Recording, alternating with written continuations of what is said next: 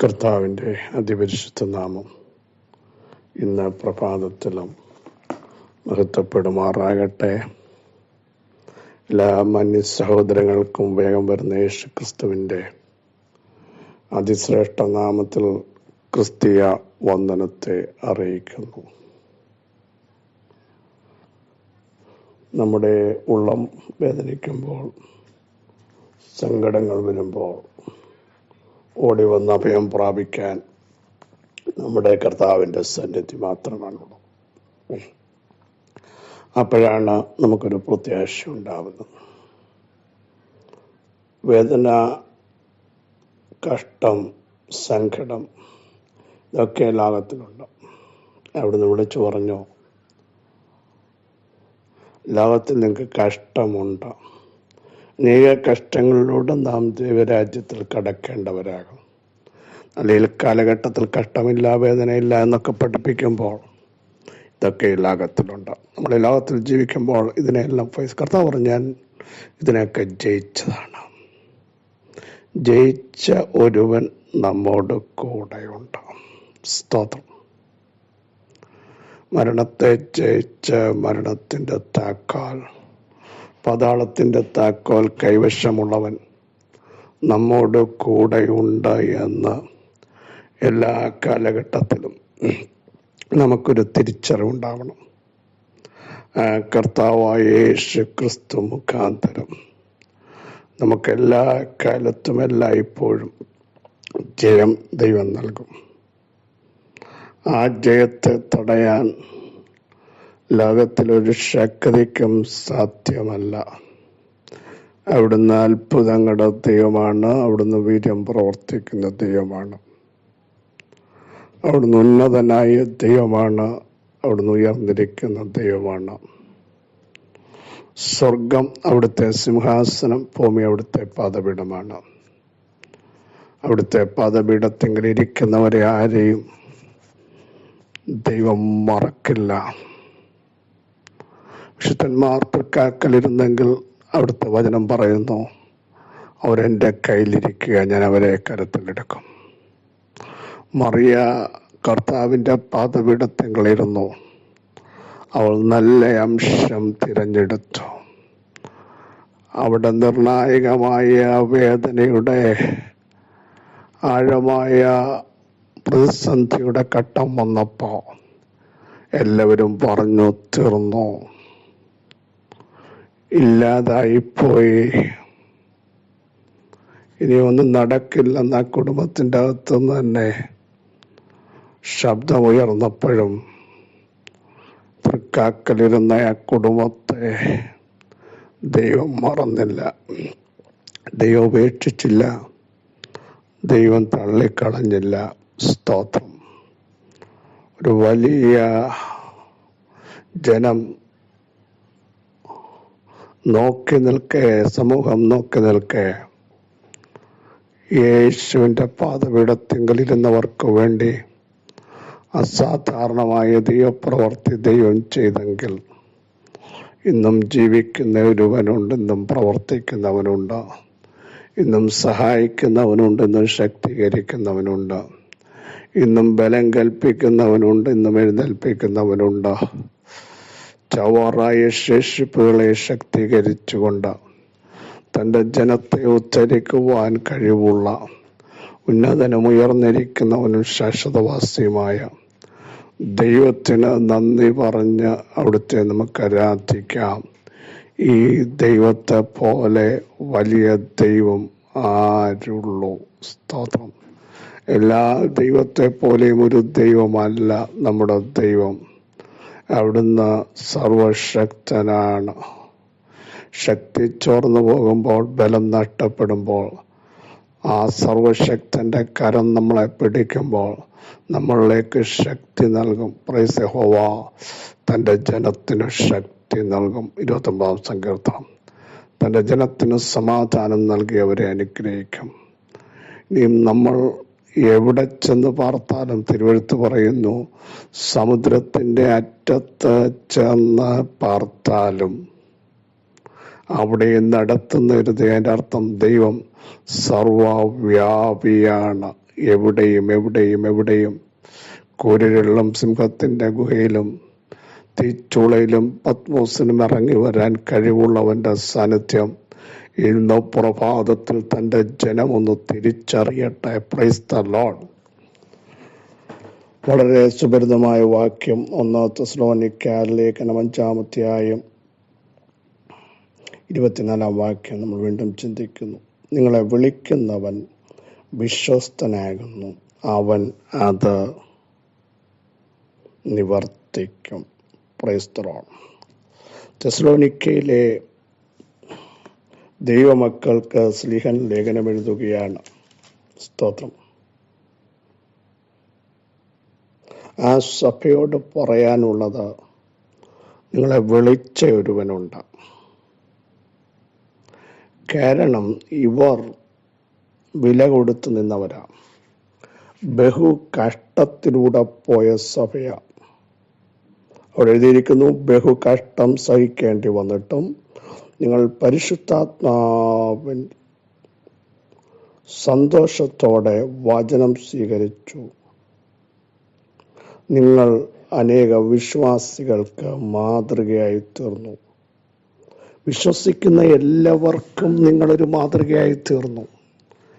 പ്രിയരെ, കഷ്ടം വരുമ്പോൾ പലരും പതറിപ്പോയിട്ടുണ്ട്, പിന്മാറിപ്പോയിട്ടുണ്ട്, പ്രാർത്ഥന നിർത്തിയിട്ടുണ്ട്. ഞാൻ പ്രാർത്ഥിച്ചിട്ട് എന്താണ് ഇങ്ങനെയൊക്കെ സംഭവിച്ചു? പ്രാർത്ഥിക്കുന്നവന് ഞാൻ തുടക്കത്തിൽ പറഞ്ഞതുപോലെ വെല്ലുവിളികളുണ്ട്, ശോധനകളുണ്ട്. എന്നാൽ അതിൻ്റെ നടുവിലും സന്തോഷത്തോടെ പരിശുദ്ധാത്മാവിൻ്റെ ശക്തി അകത്ത് വരുമ്പോൾ എല്ലാറ്റിനും സ്തോത്രം ചെയ്ത് കഷ്ടതയിലും പാടുവാൻ, നഷ്ടത്തിലും കൊണ്ടാടുവാൻ ഇവിടെയും ഞങ്ങളെ പുറത്തു കൊണ്ടുവരുന്ന ഒരു ഇതാ ക്രിസ്ത്യ ജീവിതം.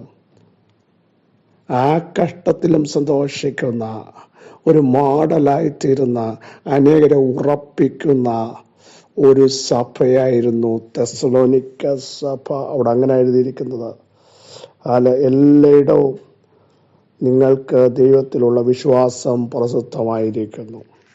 അങ്ങനെ ദൈവത്തിൽ ശക്തമായി ട്രസ്റ്റ് ചെയ്ത ഒരു സമൂഹത്തോട് സങ്കടം വന്നപ്പോൾ പതറാത്ത, പ്രാർത്ഥിച്ച, ദൈവത്തെ ആരാധിച്ച പൗലോസും ശിലാസിനെ നിങ്ങൾക്കറിയാമല്ലോ. കൈകാലുകൾ ആമത്തിലായി, കാരാഗ്രഹത്തിലായപ്പോഴും പ്രാർത്ഥന ശക്തമായി, ആരാധന ശക്തമായി അവർ സന്തോഷിച്ചു. അങ്ങനെയുള്ളവരെ ദൈവം തള്ളിക്കളയില്ല. ഇവിടെ ഈ സഭയോട് ദൂത് പറയുന്നു, ബഹുകഷ്ടത്തിലൂടെ നിങ്ങൾ വന്നതാ. പക്ഷെ പരിശുദ്ധാത്മാവിൻ്റെ സന്തോഷം നിങ്ങളുടെ അകത്ത് വന്നപ്പോൾ കഷ്ടതയല്ലാതായി മാറി. അതിനെ ഈസിയായി നിങ്ങൾ കണ്ടു. ചാടിക്കിടക്കുന്ന ഒരു അനോയിന്റിങ് നിങ്ങളുടെ അകത്ത് വന്നു. അങ്ങനെയുള്ളവരോടാണ് ദൂത് വിളിച്ചു പറയുന്നത്, നിങ്ങളെ വിളിക്കുന്നവൻ വിശ്വസ്തനാ. Praise the Lord. വാക്കു പറഞ്ഞാൽ മാറാത്തവൻ, വാക്കിലും പ്രവൃത്തിയിലും വിശ്വസ്തൻ, വാഗ്ദത്തങ്ങൾ പ്രവർത്തിക്കാൻ കഴിവുള്ളവൻ, വിശ്വസ്തനായ കർത്താവിനെ നിങ്ങൾ സേവിക്കുന്നവർ. അവർ വിശുദ്ധിയോടെയും വിശ്വസ്തയോടെയും പിടിച്ചു നിന്ന സമൂഹത്തോട് തിരുവെഴുത്ത് പറയുന്നു, നിങ്ങളെ വിളിച്ചവൻ വിശ്വസ്തനാ. കേട്ടോ പ്രിയരെ, എത്രയോ പേർ അവിശ്വസ്തത കാണിച്ച് മാറിപ്പോയി, വാക്ക് പറഞ്ഞിട്ട് മാറിപ്പോയി. അവിടെയും വിശ്വസ്തനായൊരു കർത്താവ് നിങ്ങൾക്ക് വേണ്ടി നിൽക്കുകയാ. അവിടുത്തെ വാഗ്ദത്തങ്ങൾ ഇന്നും പ്രവർത്തിക്കാൻ വിശ്വസ്തനായൊരു ദൈവം. നിങ്ങളെ വിളിക്കുന്നവൻ വിശ്വസ്തൻ. അവിടുന്ന് അത് നിർവഹിക്കും, അല്ലെങ്കിൽ നിവർത്തിക്കും. ഏത് വിഷയമാണ് നിങ്ങളുടെ ജീവിതത്തിൽ നിവർത്തിക്കേണ്ടത്, ദൈവം അത് നിവർത്തിച്ചു തരും. മറ്റാർക്കും കഴിയാത്തതും, സാഹചര്യങ്ങൾ പ്രതികൂലമായി നിൽക്കുന്നതും, മുമ്പോട്ട് ചലിക്കാൻ പറ്റാത്തതും, ഇനിയും ഒരു സാധ്യതയും ഇവിടെ കാണുന്നില്ല എന്ന് പറയുന്നതും ഒക്കെ നമ്മുടെ മാനുഷിക നിഗമനമാണ്. കോടാനുകോടി വഴിയുള്ള സമുദ്രത്തിൽ പാതയൊരുക്കിയ, മരുഭൂമിയിൽ മേശയൊരുക്കിയ തീക്കൽ പാറയിൽ നിന്ന് ജലം ചാടി പുറപ്പെടുവിച്ച സമുദ്രത്തിന്റെ അടിത്തട്ടിൽ തടന്ന ലിവ്യാതാന്മാരുടെ തലകളെ തകർത്ത് അതിന് ചിറക് വെപ്പിച്ച് തൻ്റെ ജനമിരിക്കുന്നിടത്തേക്ക് പറത്തിക്കൊടുത്ത, ആകാശത്തിന്റെ കിളിവാതിൽ തുറന്ന, പ്രൈസ് ദ ലോർഡ്, ആ ദൈവമാണ് നിങ്ങൾക്ക് വേണ്ടി ഇന്ന് പകലിലും നിങ്ങളുടെ തലമുറകൾക്ക് വേണ്ടിയും നിവർത്തിക്കേണ്ടത്, ഭംഗിയായി നിവർത്തിക്കുന്നത്. വിശ്വസിക്കുക, അവിടുന്ന് അത് നിവർത്തിക്കും. ഏറ്റുപറ, ആ കർത്താവ് നിവർത്തിക്കും.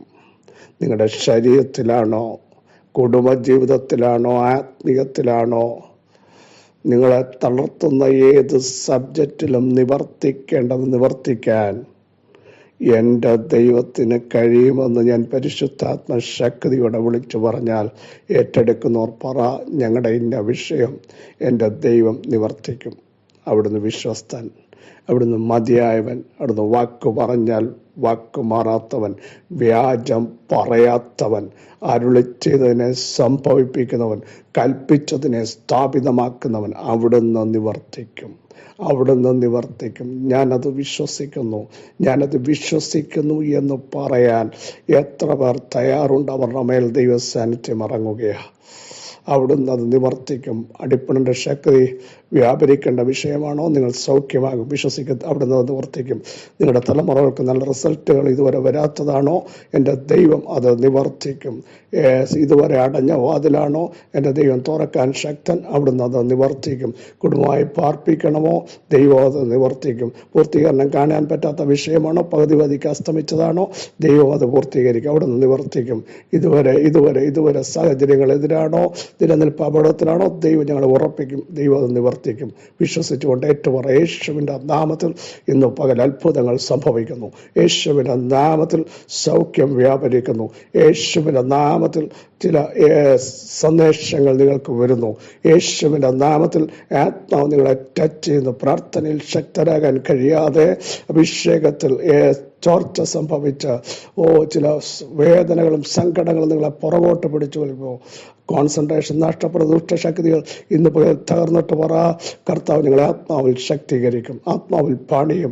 വചനത്തിൻ്റെ ശക്തി ഞങ്ങളുടെ അകത്ത് വരും. ദൈവം അത് നിവർത്തിക്കും. ഞങ്ങളെ കൊണ്ട് ചെയ്യിപ്പിക്കേണ്ട ദൈവം ചെയ്യിപ്പിക്കും. യേശുവിൻ്റെ നാമത്തിൽ ചില കെട്ടുമണികളിലേക്ക് ദൈവം ചിലതിനെ നയിക്കാൻ പോകുന്നു. നാളുകൾ പ്രാർത്ഥിക്കുന്ന ചില തലമുറകൾ വിവാഹ ജീവിതത്തിലേക്ക് പ്രവേശിക്കും. ദൈവം അത് നിവർത്തിക്കും. യേശുവിൻ്റെ നാമത്തിൽ അത് സംഭവിക്കുന്നു.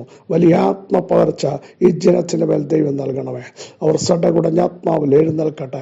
നിരാശകൾ മാറട്ടെ.